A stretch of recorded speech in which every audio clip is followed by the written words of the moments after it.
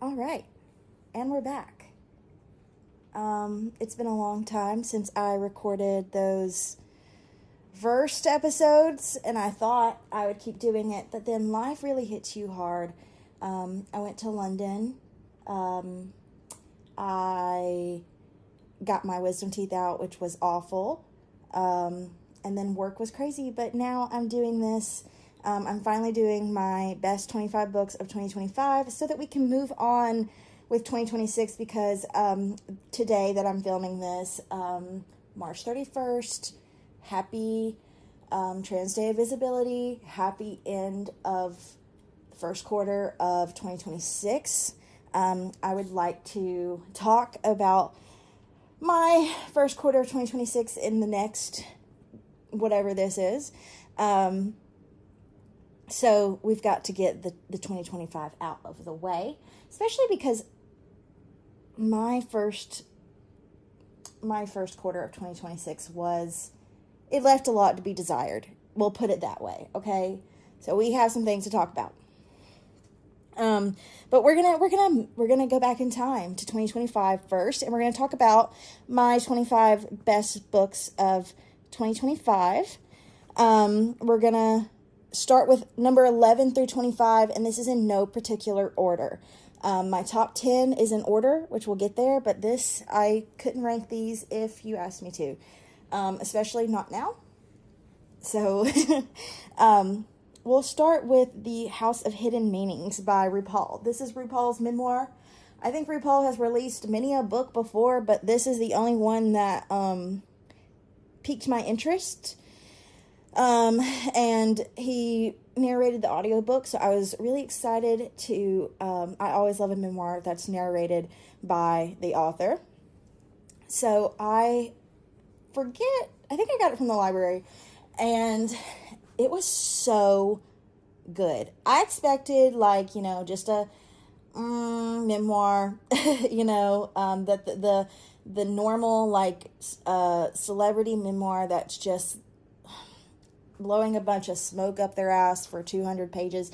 Don't get me wrong, I like that sometimes.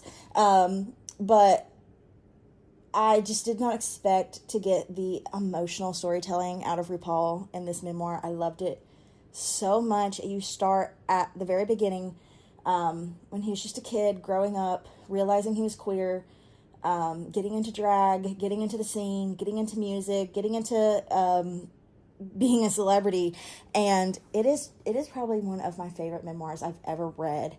And I highly recommend it, whether you're a Drag Race fan, or you just know who RuPaul is, or you'd like to learn more about how people got involved in the drag scene in New York and all over the country, and how RuPaul broke into pop culture and straight media, then I think you'd like it. I think anyone would really like this memoir. So the next one we're going to talk about, this is a sci-fi book. And I'm not a huge sci-fi person, but sometimes when a sci-fi hits, it hits. And usually it's when there's a dystopian element to it. Am I leaning too much on the sci-fi in this book? Is it more, I think it's probably more so a dystopian than sci-fi, but it's definitely got some sci-fi elements. If I'm wrong, I'm so sorry. But that is Chain Gang All-Stars by Nana Kwame Adjei-Brenyah. What a book. What an epic story. So this takes place in a dystopian future where people who are incarcerated fight in tournament style, Roman gladiator style, televised events to the death, most of the time, 99% of the time, I think. And they can get years off their sentence, or special perks, or money, or fans, from winning these tournaments. And we follow two women who are some of the strongest, most famed fighters who win. Obviously they win because they're alive, and they're also in a secret relationship, and it's so good.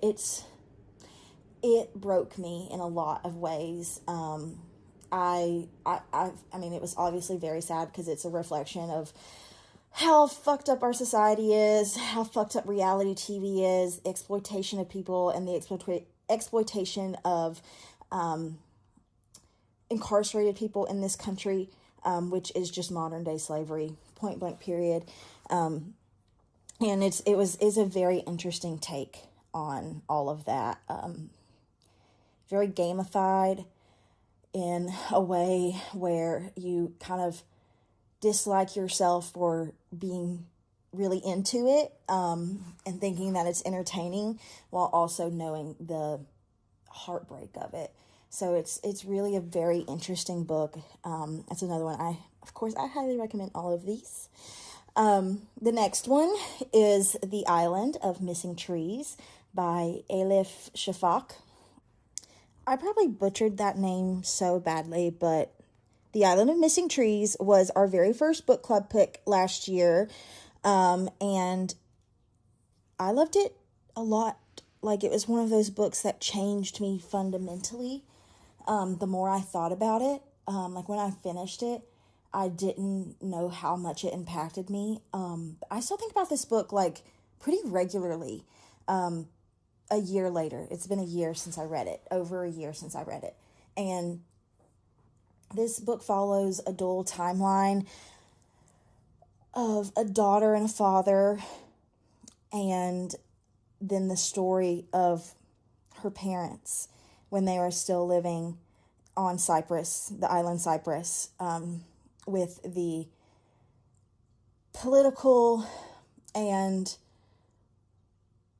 cultural divide between Greeks and Turks on that island, and what kind of society it created that kind of tore people apart for many different reasons. And it was genuinely one of the most beautiful books I've ever read.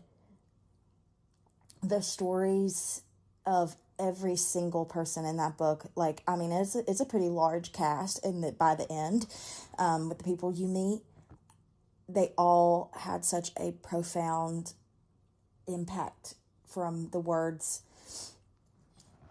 as we follow their stories. I'm like struggling to talk about this book because it's a very emotionally impacting book to me.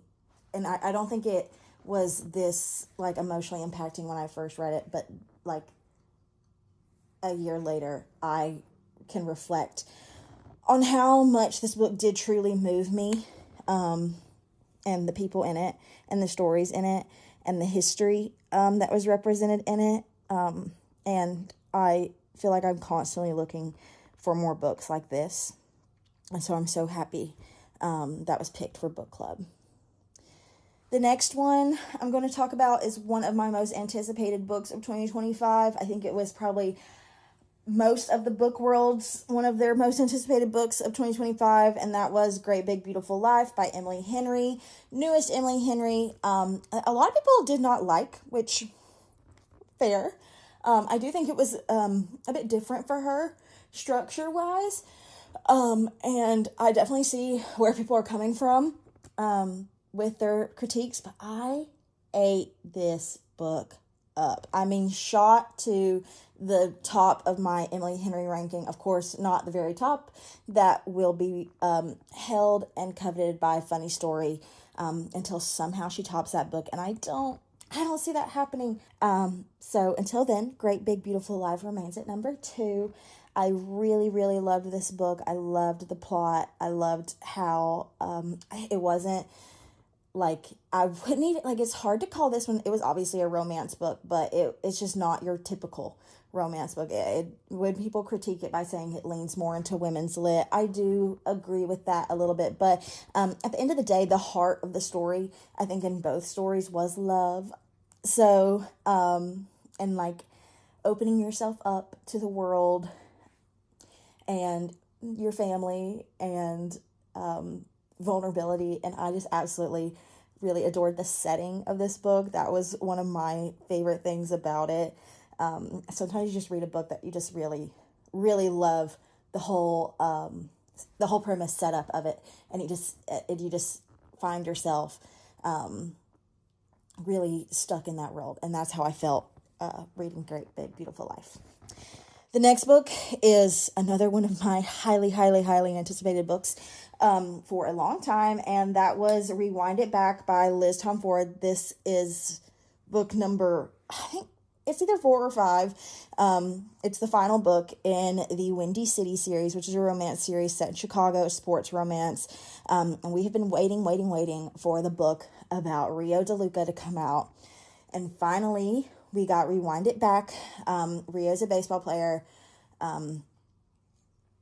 Is he? Okay, I could be messing up the sports of because there's basketball, hockey, and baseball in this series. I think Rio, I don't remember. Anyway, it doesn't matter. But Rico is a sports player. And this was a like friends to lovers, second chance romance, and I ate it up, loved it so much. It did not disappoint. I really enjoyed this whole series. Still need to read the companion that came out this year. That's about the baseball coach. But I really liked Hallie, the main girl. I liked her point of view a lot. I think these books are like some of my favorite dual point of view romance books. I think they do it really, really well. So Liz Tomforde is definitely one of my favorite romance authors, and I can see myself rereading the entirety of the Windy City series, but especially Rewind It Back, because I really love that one. Not my favorite, though. My favorite is still Play Along. Next book I'm going to talk about is A Dowry of Blood by S.T. Gibson. This is a adult vampire horror romance type story. I feel like this is like the romance book people are, not the romance book, the vampire book that people are looking for, that they maybe just doesn't know exist. And it is so, I love this book. Ate this book up in one sitting. Could not put it down. I love the main character, of course, but you get to meet a cast of characters throughout her immortal life that are just so great. And there is a companion novella that is really great as well if you're like into kind of like a vignette of more of the characters and what they're up to post this book that I highly recommend. But the story of how our main character becomes a vampire in this one I thought was really, obviously it wasn't unique because it's basically like, it's a lot like Dracula's Wives. It's kind of it definitely is a Dracula's Wives retelling. But I thought the take on it was really well, because I've read a take on Dracula's Wives again before and loved it, and I thought this version was very unique, and it in its own like development and story was just so I was so captured by it. Obviously, like I said, I read it in one sitting. I think this is my favorite one. I think this is probably my favorite vampire novel I've ever read. The next book we're going to talk about is The F Words and Their Friends Between Revolutions by Larry Mitchell and illustrated by Ned Asta. And my version had a forward by Tourmaline, which I cannot recommend that version enough. But the F Words and Their Friends Between Revolutions, you can guess what the F word is that I'm censoring when I tell you it is a book about queer community and queer liberation and just living a full life, and it's put through this allegory through the United States and their direct oppression of queer people and queer bodies and queer lives just in general. And it was such a unique, interesting book. I'd never read anything like it before, and you could tell it was truly some very creative, inspired, resilient people who crafted that story. through real experience and real emotion and real trauma, but also like a lot of success in themselves as well. And I can't, I feel like it's like not talked about enough as like mandatory queer literature, and it like should be, because I'm trying to give it to everyone I know because it is so good. Yeah, I can't recommend this book enough to everyone. Like, this is a piece of history, I believe.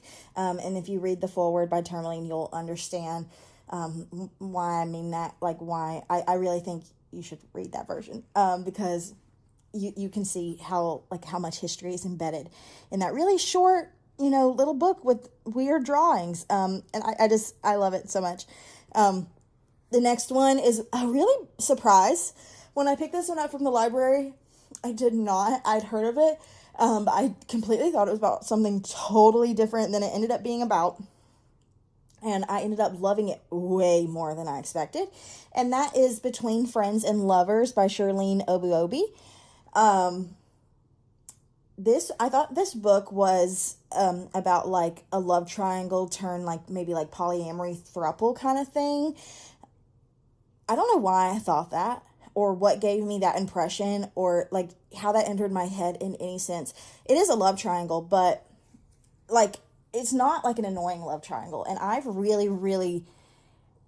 think it's about the main character's journey with herself and her body and her sexuality and her vulnerability and opening herself up to love and sharing herself with someone, is one of my favorite like depictions of that I've ever read in a romance novel before. It is unlike any other romance novel I'd read before. I feel like I'm saying that too much in this, but it really was such a unique book, and I finished it and just felt like happy. It was like one of those books that I just could not stop like feeling like I was enjoying it so much as every time I picked it up. Didn't take me long to read it at all. Did I read this one in one sitting too? I really like a book when I read it in one sitting.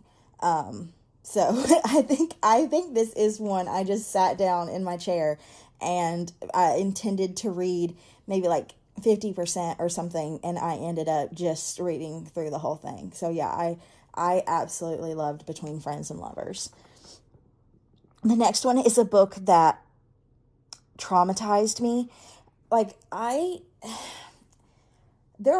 cry like tears, like real tears reading. I know some people don't, but there are books. It's very rare for me, but there are some books that have absolutely, and it's a way easier for me to cry when I listen to audiobooks.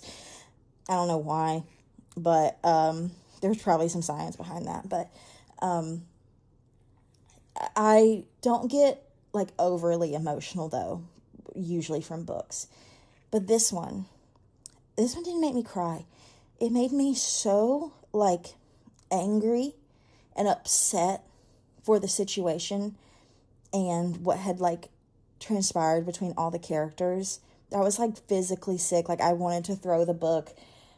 Loved it, couldn't put it down, but I was in tatters. I tried to explain to some people who had no interest in reading this book, the plot of it recently, and like why it made my stomach twist and turn still, just thinking about it, and they didn't get it. And so if you have read The Favorites by Lane Fargo and you like know what happens at any point in this book, please let me know if you also like felt like your world was ending at some point, because that's how I felt reading this book. Like I could not fathom the like audacity of fate, the like catastrophic jokes that destiny played on these characters. Obviously, it's an author creating these situations, but my God, this book is about a figure skating partners who are, of course, also romantically entangled, and their biggest competition and the industry and what it demands and what fame can mean for in sports, and classism, and it's told interview style and also narratively. And I mean, it touches on misogyny, homophobia, like the mental and physical draining of being an athlete who's like only like valued assets is if their body like works correctly or not. And but then there's also the romantic and friendship drama on top of that, and it's definitely like one of my favorite books I've ever read, even though it, like I said, I could never ever ever read this book again. The next one is another nonfiction. This is We Both Laughed in Pleasure, The Selected Diaries of Lou Sullivan. Lou Sullivan was a trans man who lived from 1961 to 1991. He is a big part of, trans education, trans movement, the queer movement, and I was so excited to finally read this. Has been on my TBR for forever. It took me, this book it's like maybe 400 pages on the Kindle, maybe 450, something like that. This book took me 2 months to read, and it's not even full pages because it's diary entries, but this was such a heavy book, and I don't know if it was because it was so human, and it was I felt like it was barely edited, and there was drawings, there was little lists and little scribbles, and so much raw honesty that every time I picked up this book, it weighed so heavy on me that it really did take me a long time to get through it, because you're reading someone else's diary, their most personal thoughts. I think memoirs and biographies are so edited, even autobiographies and memoirs, like I said, so edited and so, even if they don't mean to be, there's a level of performativeness to it. And don't get me wrong, Lou Sullivan always wanted to publish his diaries, but they start so young and so naive, and it never feels like he wanted to publish those diaries, of course, because, it was obviously his wish, because his friends did it after his death. But it never felt like he wanted those diaries out there for, any congratulations or anything like that. It was just a picture of who he was and how he came into himself and how he realized his identity, and what he liked and what he didn't like, and the people who came in and out of his life. It was an experience, that kind of book that you just don't think you'll ever experience something like that again. And I don't think I will. Like I said, the most raw showing of a human I've ever read. And it was so, I don't know, he was born in, the diaries start in 1961, or something around that. And growing up with Lou, there's so much, even though he grew up decades before me, it's just oh, you're just a kid, you're just a teenager. And you see yourself in it, and it feels like, oh, we've always been like that. We've always gone through these different phases of our lives, and it almost makes you feel vulnerable towards your younger self as well. And it's just such a wonderful thing that we have access to that collection of his life, and that's another one I really cannot highly recommend more. The next is Midnight in the Garden of Good and Evil, by John Berendt. My mother gifted me this book forever ago, and I've had it for so long, and I just never read it, but I did this year. Yay! I'm trying to read my books on my shelf that I haven't read, and I'm so glad, because I loved this one so much. I've never been to Savannah, Georgia. Really want to go now. I can't believe I've never been. Somebody get married and invite me on your bachelorette trip so I can go to Savannah, Georgia. But no, it was such a cool little, I mean, it's a murder mystery throughout it all. And it ties together these people and their lives and how real they are and how human. It's another reason that I just love these books that just feel like you're just talking to someone. You're getting to know them, you're getting to know their story. And I love the way this one was presented. I was hooked. Couldn't put this one down. Highly, highly, highly recommend this one, especially for anybody from the South. I think it is definitely as good as people say it is. The next one, this is going to be so long. I feel like, because I just looked at how many books I have left to talk about. Okay. The next one is That Time I Got Drunk and Saved a Demon by Kimberly Lemming. Oh my God. Do you ever like get so surprised by a book you picked up on a whim and it just like blows you away? I love, love, love that feeling of like going into something and having like no predisposed. I just love going into something and having no preconceived notion about how I'm going to feel about it. Because sometimes I like have seen books like on Goodreads, or I've seen people rate them, and I know who they are, I know what kind of books they like, and I'm like, oh well, maybe I'll give that one 3 stars. Oh, I hope that one probably be like a 4 stars for me. But this one, I saw this one at a secondhand bookstore, and I like recognized it because I had seen it maybe on like a Kindle Unlimited before, but I didn't know that it came in paperback, and so I picked it up because I loved the cover. If you've seen it, it's so cute. And of course, it is just a funny title. That Time I Got Drunk and Saved a Demon. That is hilarious. What could this book be about? And so I went into it like that. Like, what is this book even about? And obviously it's a romance, as you can tell from the cover. But this was such a fun world.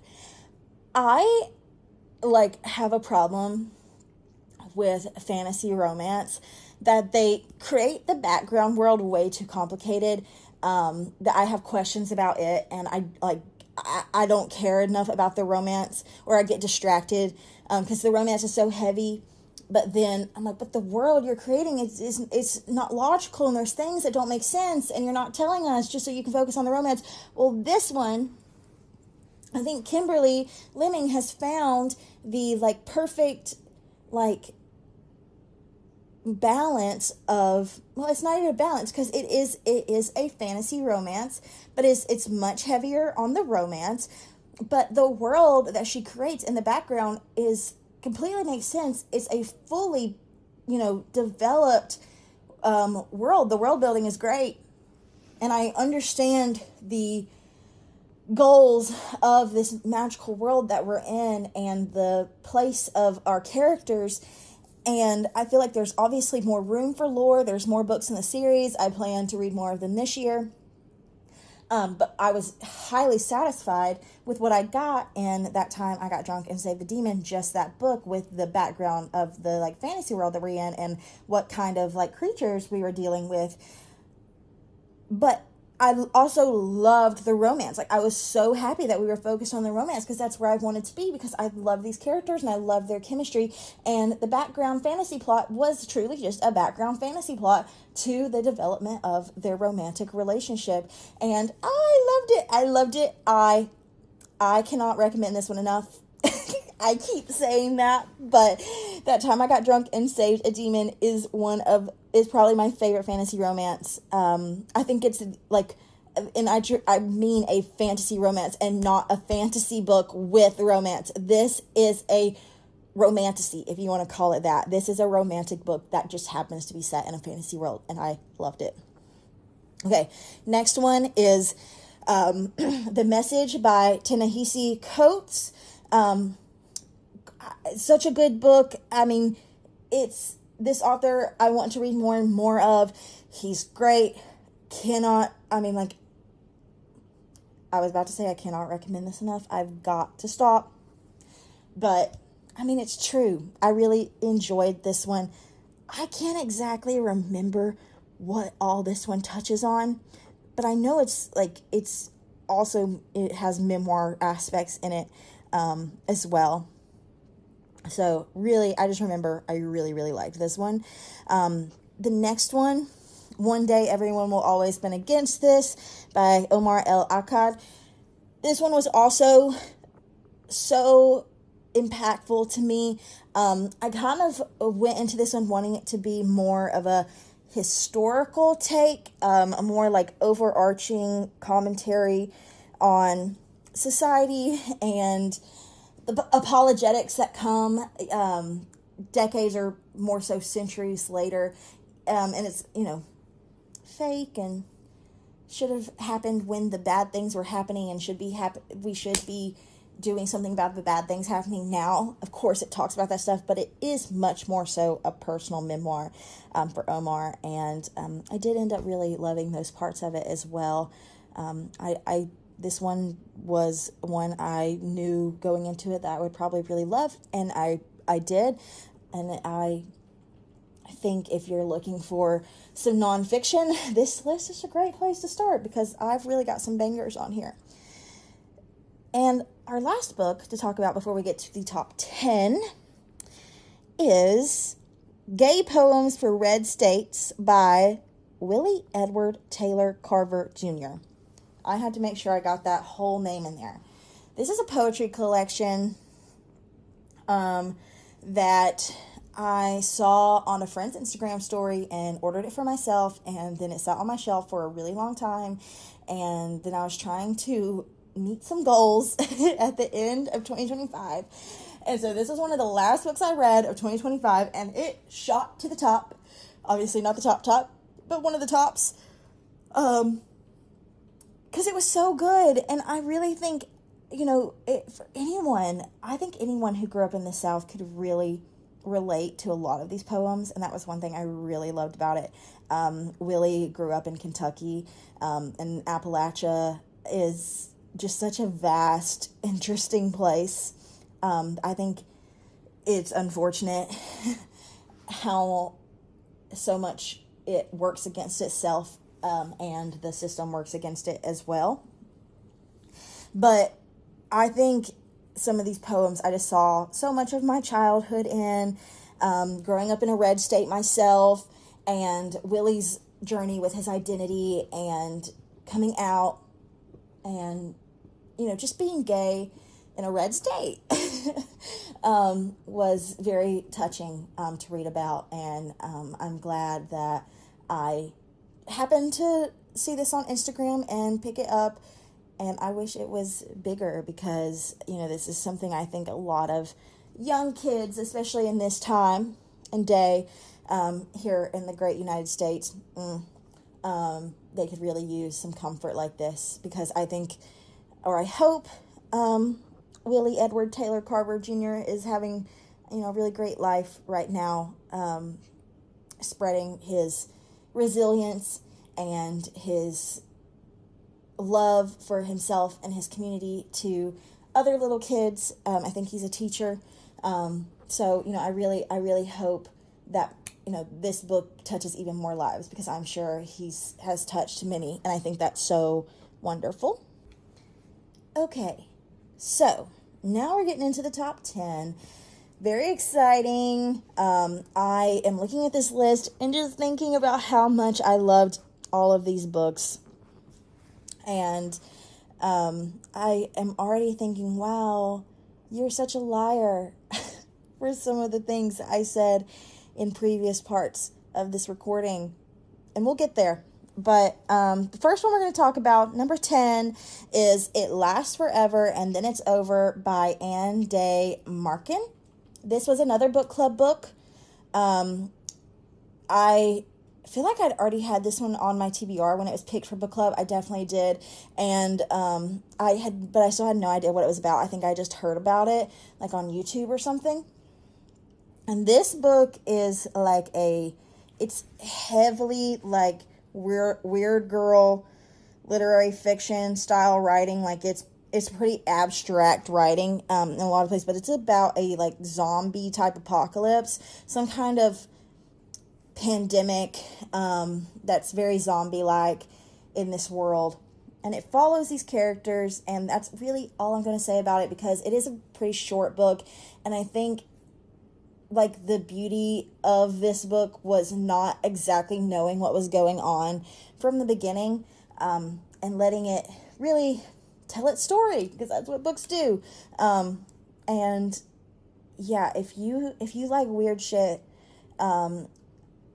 and some really kind of like grotesque prose in some places, I think It Lasts Forever and Then It's Over would be a really great book for you. But that is definitely not one I would recommend to everyone. The next one is another fantasy romance that I really loved. But this is one I think, I don't know, I think this one was like a good balance of fantasy and romance. Like I don't think one is swaying, the pendulum swaying in one way when it comes to this one. This was a great, like, balanced, like, what is it called? Standalone fantasy book. And it's called A Taste of Gold and Iron by Alexandra Rowland. This is a queer fantasy between a prince and kind of like a bodyguard figure. And the world in this fantasy world, I think a lot of like the magic is, it's been a while since I read this one, but the magic was like based on like coins. And I really loved the magic system, really loved the relationship between the prince and the guy. And I just thought also just the stakes were really good in this one. Like I was really like, when I'd have to put this one down, I was really wanting to get back into it because I wanted to see how all of this unfolded. So A Taste of Gold and Iron is another one of those fantasy romance books that I really loved. And obviously it made it to the top 10 list. So I really maybe loved it more than the other one, but I don't know. I'm questioning myself now, and this is why I should have made this list 3 or 4 months ago. Okay. The next one, number 8, is Marcia by Tourmaline. It's kind of like a biography of Marsha P. Johnson. The Joy and Defiance of Marsha P. Johnson is kind of like the tagline. I got a advanced copy of this, and I was really shocked by how, because sometimes I find like biographies and not like ones that are written by the person, because obviously Marsha P. Johnson is unfortunately not with us anymore, so she couldn't write this book or dictate. Like Miss Major Speaks is a conversation with Miss Major, which Miss Major has now passed on last year, so I'm glad like that book was written when she was still alive, so we got this like direct conversation with her about how she's feeling about today. Well, obviously not today, that book didn't come out, it came out semi recently, just about the queer community today and how she feels about the trans movement and her place in it.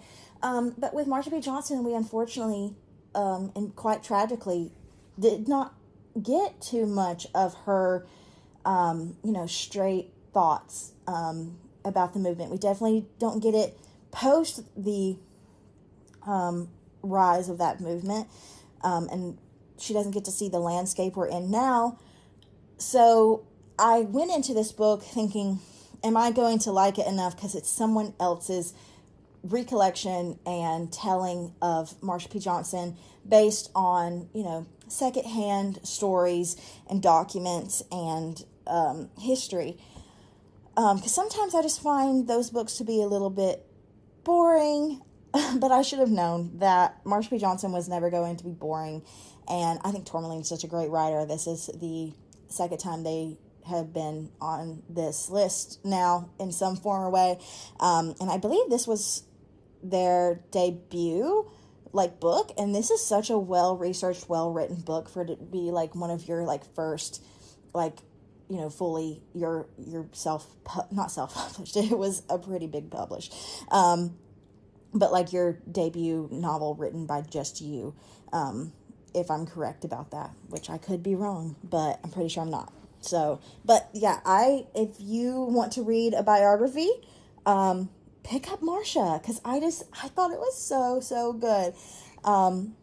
And I hope to read more from Tourmaline in the future. I wouldn't mind if they went into fiction. I think that would be a really, great, fun, new thing to see from them.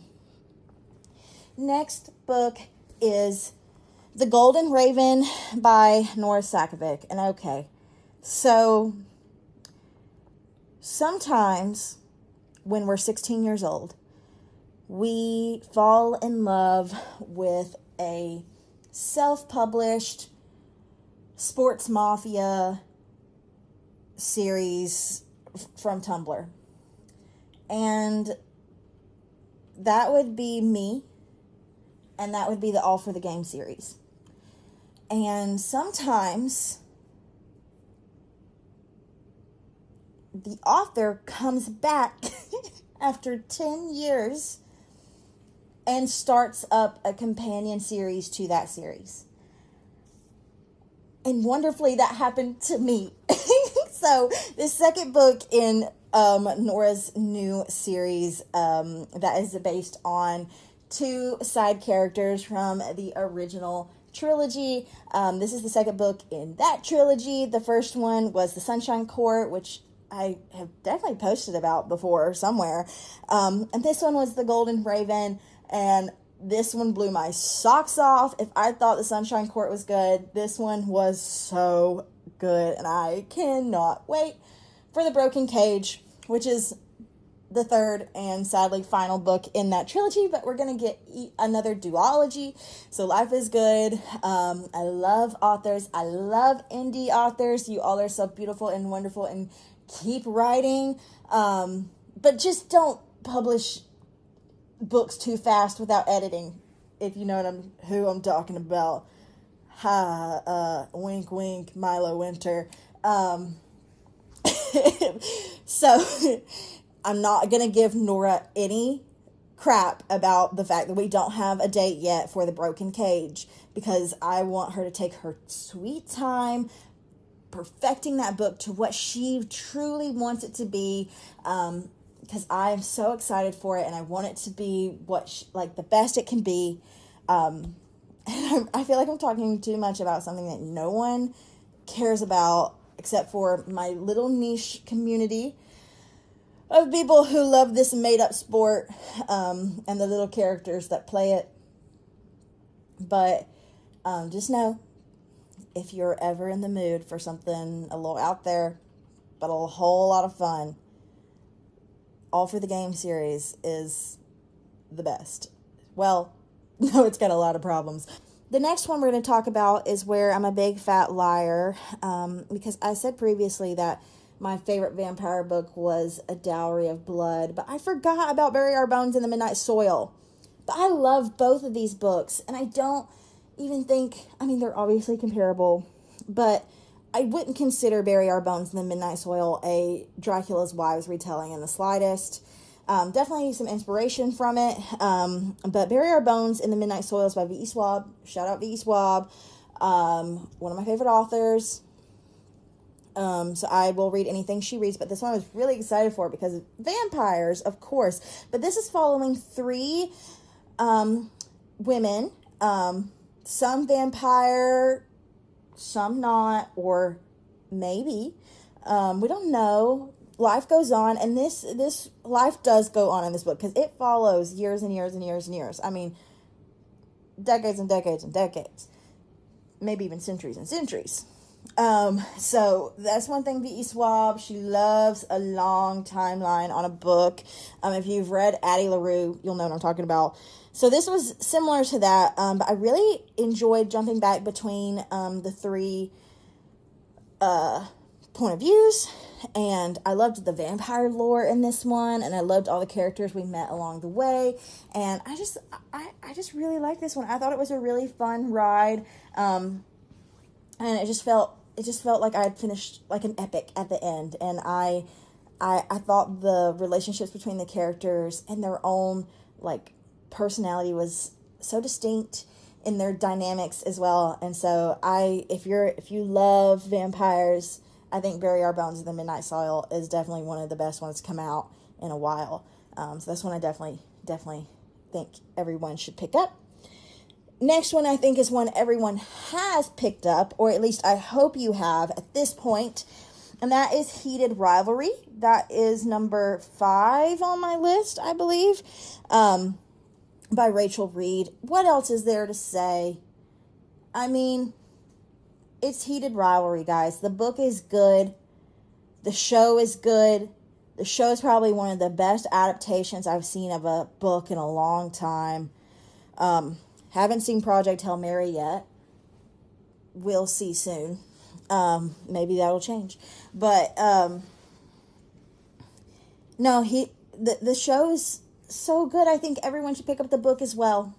I think there's so many layers to these characters that I love. Obviously not too many layers, though. Please don't go in thinking it's anything more than a sports romance book, because that's what it is. And I ate it up. And number 4 on the list couldn't be anything but The Long Game by Rachel Reed, which is the sequel to Shane and Ilya's story. And we're going to get another one next year in Unrivaled. But until then, The Long Game is my favorite of the two. I loved The Long Game. One, it was longer.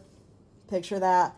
But it also was... I didn't know how much I loved a romance book where the characters are already together. Like, I mean, the whole point of Heated Rivalry is them, like, getting together, but then they are together in The Long Game, and it's very angsty book, but it's more so about, like, their interpersonal relationships between each other and the people outside of their relationship, and also with their identities and their careers. And I just loved that book. I cannot wait for it to be adapted in season 2 and season 3 of the TV show.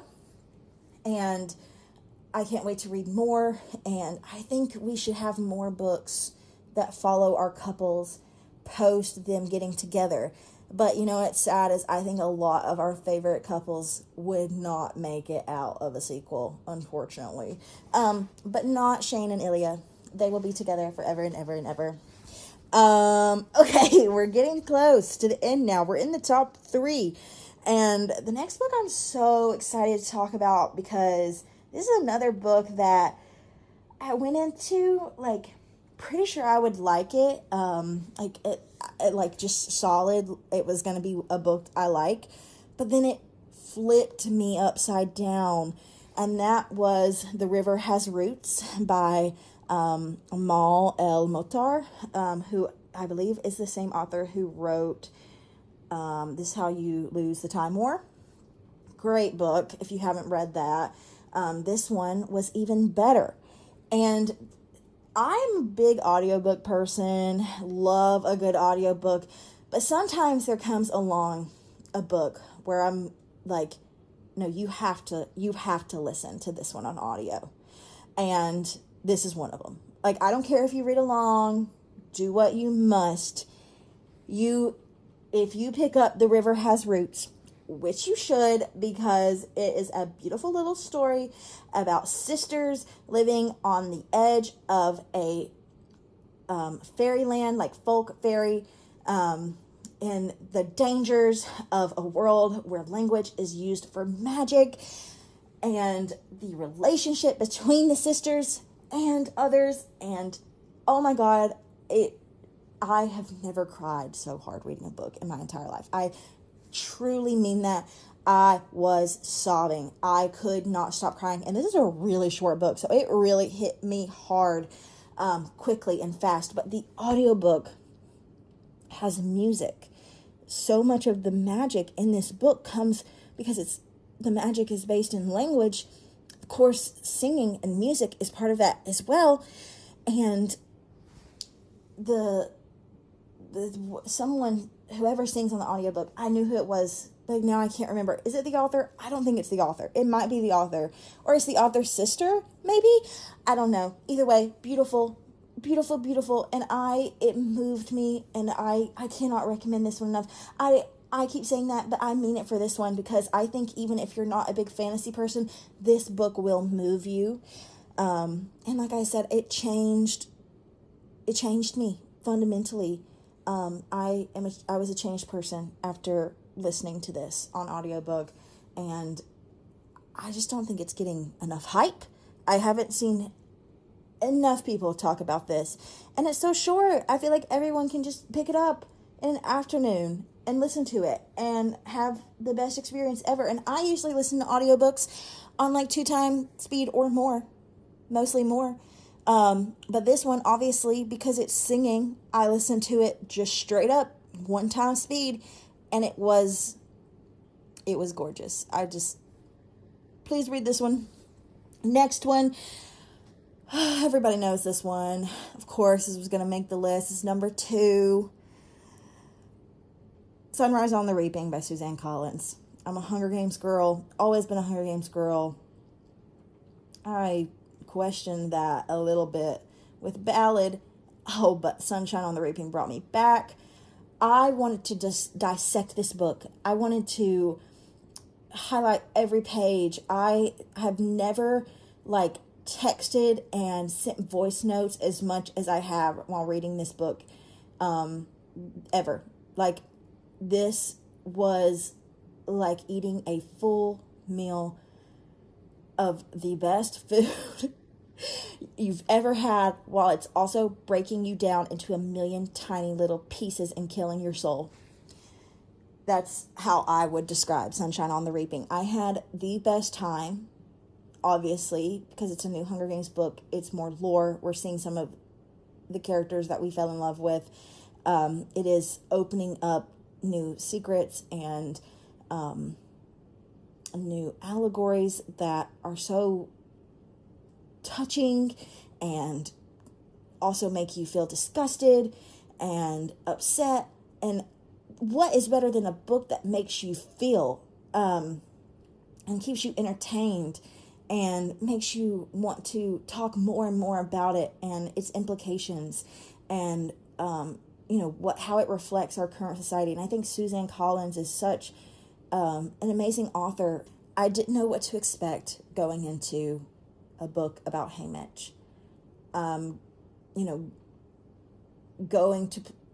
we went to Ballad with President Snow being young, being 18, and Lucy Greybeard and all that, we didn't know about that. We didn't know how those games went. We didn't know what that world necessarily looked like. She could build that almost from scratch.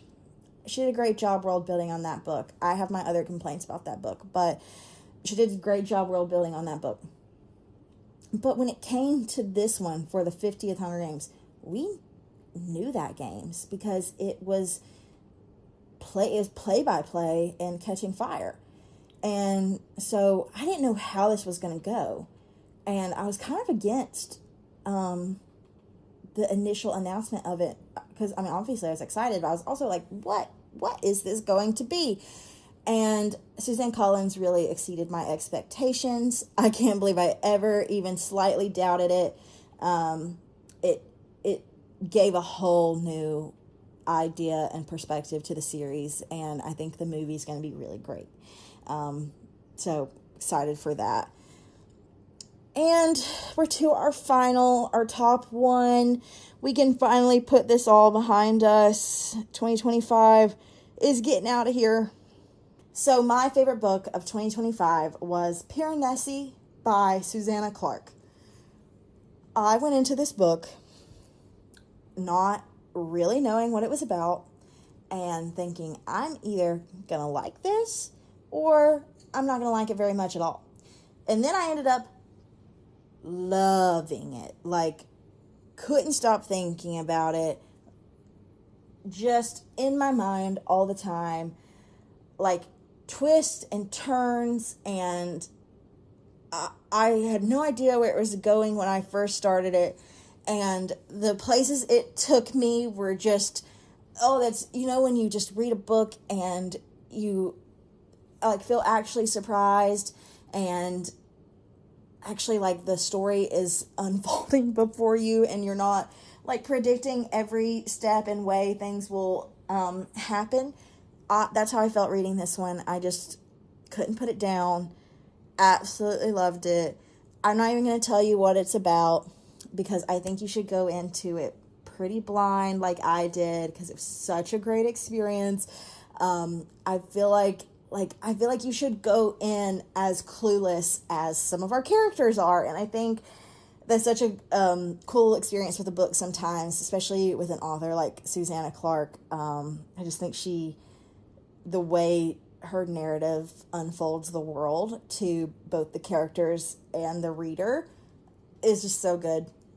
And so that is my final book I'm talking about for this episode, and we will return hopefully next week with my first wrap-up of the year, the first quarter of 2026, where we don't have too much to talk about, but it will probably be long because a lot of things were bad. So thanks for listening, and goodbye.